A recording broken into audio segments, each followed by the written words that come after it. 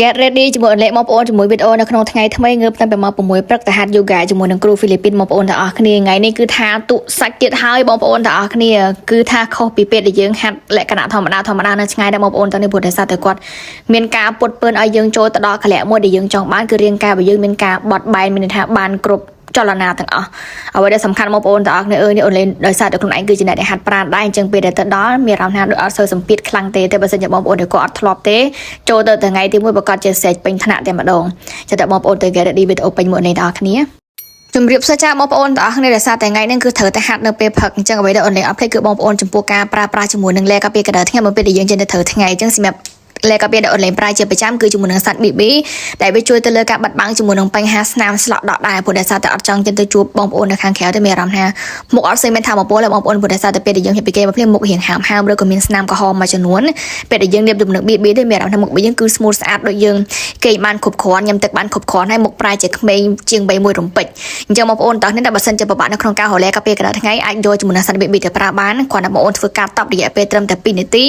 ស្បែកមុខប្រែជា smooth color ភ្លាមហើយជួយទៅលើការការពារកណ្ដាលថ្ងៃ SPF 50 បូក 3 ដងបងប្អូនទាំងអស់គ្នាប្រើជាប្រចាំថ្ងៃល្អណាស់បងប្អូនទាំងអស់គ្នាចាការពារការឡើងចុះអីរុយផងដែរចឹងតើបងប្អូនកាត់ចូលមកដល់ class ប្រាណបងប្អូនទាំងអស់គ្នាចំពោះការហាត់ yoga គឺខុសពីយើងហាត់បែបលក្ខណៈហាត់ប្រាណទៅជីមបន្តិចព្រោះតែសារតែគឺផ្ដោតទៅលើកា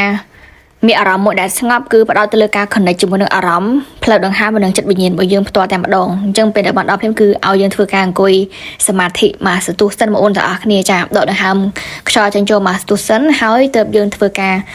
រសម្រួលទៅលើរឿងចលនាសាច់ដុំរាងកាយរបស់យើងហើយយើងចាប់ផ្ដើមចូលទៅដល់ការហាត់នៃការកាន់ក្បាច់ yoga តែម្ដងបងប្អូនទាំងអស់គ្នាអញ្ចឹងបងប្អូនដែលគាត់មានអារម្មណ៍ថារៀង stress ច្រើនអត់សូវមានសមាធិនៅក្នុងខ្លួនមានអារម្មណ៍ថាជាមនុស្សដែលមានកង្វល់ច្រើនណាអូលេងផ្ដល់ជាចម្បើជូននឹងណែនាំមែនទែនចំពោះការហាត់ yoga គឺល្អសម្រាប់បងប្អូនទាំងអស់គ្នាតែចំពោះការហាត់ yoga វាផ្ដោតទៅលើបែបលក្ខណៈថាមានរាងស្អាតខ្លាំងតែបងប្អូនទាំងអស់គ្នាគ្រាន់តែជួយទៅលើឲ្យរាងកាយរបស់យើងអាចបត់បែនបានល្អប្រសើរជាងមុនហើយជួយទៅលើរឿងសម្រួលទៅលើរឿងបញ្ហានៃការ stress បងប្អូនទាំងអស់គ្នាជួយសម្រួលបានល្អមែនទែនអូនលេងសំដាក់ចោះចិត្តបងប្អូនទាំងគ្នាមើលទេព្រោះតែសារតែអូនលេងទៅហាត់នេះគឺ1ម៉ោងពេញដើម្បីកុំឲ្យវីដេអូវែងពេកបន្ទាប់ពីយើងធ្វើការសម្រួលទៅលើរឿងការសមាធិមកស្ទុះហើយគឺគេឲ្យយើងយកដៃរបស់យើងមកស្ពះមកស្ទុះយើងទៅដោះចូលគ្នាបងប្អូនទាំងនេះដើម្បីឲ្យមានកម្ដៅទៅលើនឹងដៃរបស់យើងហើយសាយភាយនៅអាភាពកម្ដៅនឹងមកដល់រាងកាយរបស់យើងបានពេញហើយចាប់ផ្ដើមធ្វើចលនាសេះដុំទៅតែម្ដងបងប្អូនទាំងអស់គ្នាចាអញ្ចឹងចំពោះក្បាច់ yoga គឺអូនលេងដាក់ចោះទៅបងប្អូនថាតើនៅក្នុងថ្ងៃនេះគឺអូនលេងបានហាត់ក្បាច់អីខ្លះតើតូនទៅលើក្បាច់ទី1បងប្អូនគឺសម្រួលទៅលើរឿងចលនា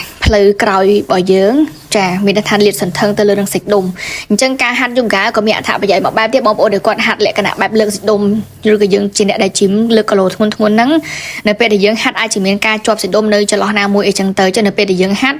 yoga វាជួយទៅលើការពន្លានិងលាតសន្ធឹងសាច់ដុំរបស់យើងឲ្យមានសុខភាពល្អត្រឡប់មកវិញកុំឲ្យមានការជាប់សាច់ដុំណាមួយបងប្អូនទាំងអស់គ្នាហើយនៅពេលដែលយើងចូលទៅដល់កលៈណាមួយដែលយើងមិនអាចទៅបានគឺអ្នកគ្រូគឺគាត់ជួយរុញបងប្អូនទាំងអស់គ្នាតែបើសិនជាអូនលេងអត់ធ្លាប់សោះទេបងប្អូនដែលគាត់ទៅហាត់ដំបងគឺស្រែកពេញថ្នាក់តែម្ដងព្រោះតែស្អីគឺរបៀបថារាងកាយរបស់យើងគឺតឹងគ្រប់សរសៃបងប្អូនទាំងអស់គ្នាចាតឹងគ្រប់សរសៃតែពេលដែលយើងចាប់ផ្ដើមមក yoga គឺអ្នកគ្រូគាត់ជួយទៅលើការបន្ទាញឲ្យយើងចូលទៅដល់កលៈមួយដែលយើងចង់បាន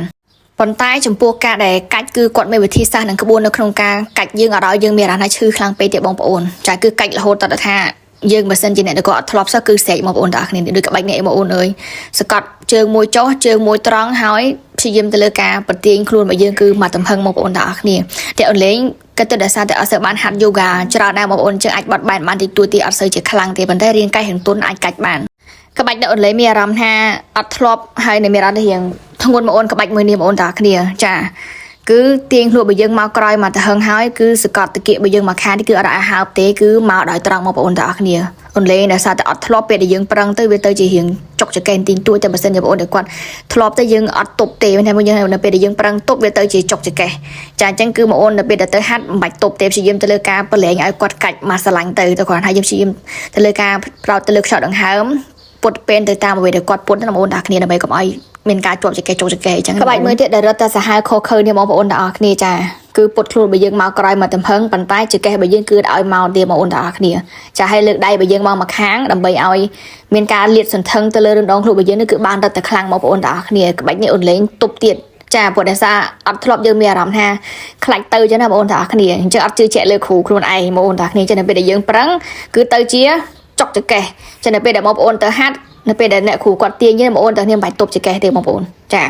មានថាយើងដកដង្ហើមចេញចូលឲ្យបានត្រូវមកឲ្យអ្នកគ្រូគាត់ទាញទៅតាមស្តង់ដារដែលគាត់ត្រូវទាញបងប្អូននេះក្បាច់នេះគឺអូនលេងគឺថាប្រឹងទប់ទៀតហើយបងប្អូនទាំងអស់គ្នាតែពេលមកមើលវីដេអូវាមិនដឹងថាអូខ្លួនឯងប្រឹងទប់សាហាវប៉ុន្តែរាងកាយបងអូនលេងទន់បងប្អូនទាំងអស់គ្នាទន់តែគាត់ថាយើងអត់ធ្លាប់យើងមានអារម្មណ៍ថារៀងភ័យចានៅពេលដែលយើងរៀងភ័យទៅហើយយើងទប់ថែមទៅវាទៅជាឈាមចុកចកេះបន្តិចប៉ុន្តែល្អណាស់បងប្អូនទាំងអស់គ្នានិយាយទៅហាត់អត់ស្ដាយលុយទេរយៈពេល1ម៉ោងហ្នឹងគឺហាត់សុទ្ធតែម្ដងរយៈពេល1ម៉ោងនេះគឺថាយូហ្គាពុតពើនគ្រប់តសៃតសងគឺពុតទាំងអស់បងប្អូនអូនលេងគឺថានិយាយទៅអន់ចង់ដែរបងប្អូនទាំងអស់គ្នាអន់ចង់នៅក្នុងចំណោមក្បាច់ទាំងអស់បងប្អូនក្បាច់ដែលស្រួលជាងគេគឺមានតែក្បាច់នេះទេមានថាគាត់ជួយទៅលើការសម្រួលបងប្អូនដែលធ្លាប់ឃើញគ្រូដែលគេចាប់តសៃគេផុស Facebook បងប្អូនទាំងអស់គ្នាបងផ្សេងៗដែលគាត់ធ្វើគឺឆ្អឹងខ្នងរបស់គាត់គឺលាន់ឡើងនិយាយទៅគឺច្រើនកលៈមែនតើអូនលេងអត់សូវលាន់ទេបងប្អូនព្រោះតែសារតែអូនលេងអត់សូវមានការជាប់បញ្ហាខ្នងហ្នឹងទេអញ្ចឹងលាន់នៅជាតែពីរខឹកទេបងប្អូនទាំងអស់គ្នាតែបងខ្លះគាត់ជាប់ខ្លាំងគឺគាត់តែចាប់ដើមកាច់គឺថាខឹកគឺមានកលៈហ្នឹងគឺច្រើនកាច់ទេបងប្អូនអូនលេងអត់ចេះភាសាបច្ចេកទេសទេចាប៉ុន្តែក្បាច់ហ្នឹងគឺស្រួលមែនបងប្អូនមានអារម្មណ៍ថាធ្វើគឺស្រួលខ្លួនហ្មងចាបងប្អូនបន្ទាប់ពីពេលដែលអ្នកគ្រូគាត់ធ្វើការកាច់ឲ្យកូនសិស្សហើយកូនសិស្សដែលគាត់ហាត់រយៈពេលយូរជាមួយអ្នកគ្រូគឺគាត់កាច់អ្នកគ្រូវិញមកអូនតាគ្នាសម្រួលទៅលើរឿងចលនាសាច់ដុំហើយនឹងឆ្អឹងខ្នងតែម្ដងម្នាក់បងប្អូនណាបងប្អូនគាត់ពេញចិត្តវីដេអូមួយនេះឬក៏បងប្អូនមានចម្ងល់ខ្លះណាអាចធ្វើការខមមិនក្នុងវីដេអូមួយនេះបានបងប្អូនតាគ្នាអូននេះសូមបញ្ចប់វីដេអូត្រឹមប៉ុណ្្នឹងសូមពុទ្ធសាសនាកុំឲ្យវីដេអូនឹងវែងពេកអរគុណបងប្អូនណា